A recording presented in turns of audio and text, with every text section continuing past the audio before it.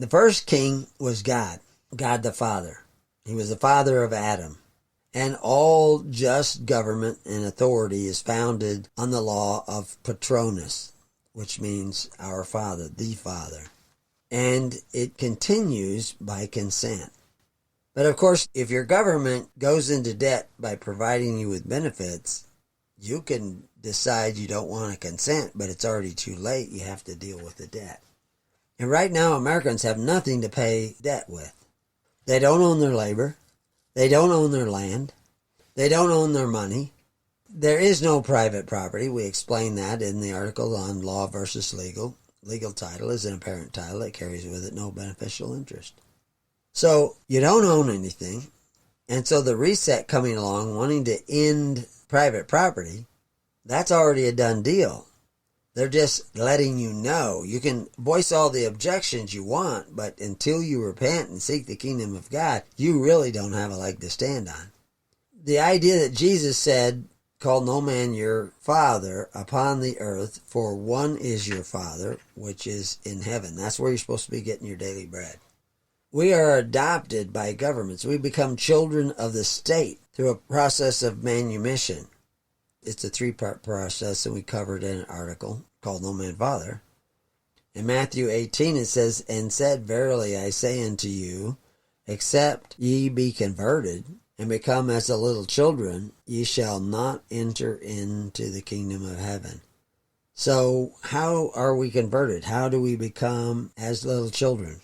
And how have we got into the trouble that we are now in?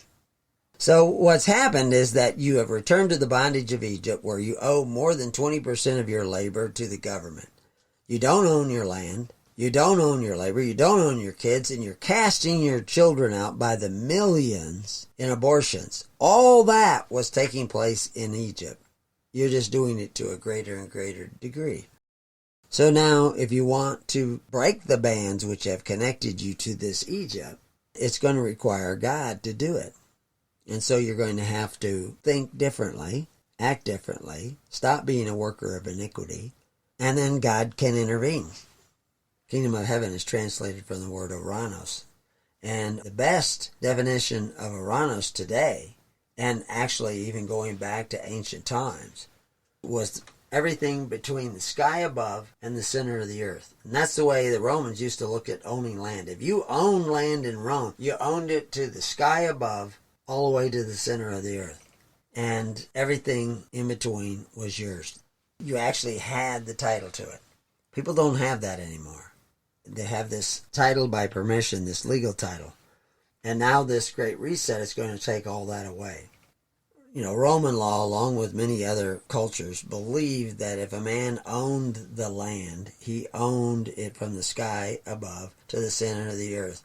Even in American courts, when somebody actually owns the land, not legal title, but actually owns the land, having more than a mere legal title, the maxim that a man's land extends to the center of the earth below the surface and to the sky above are absolute in the owners of the land.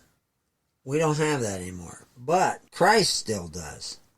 So the church could actually own land. But in order to do it, it has to give up all these benefits, these wages of righteousness that come to it by way of these men who exercise authority one over the other. And the church, again, being the called out, we say the church, there's a church in general, not everybody who's following Christ. But the church specific was the little flock that he called out, put extra rules on them, gave them a mission to fulfill. And that's what we should be doing. The church should be becoming the entire social welfare of all believers.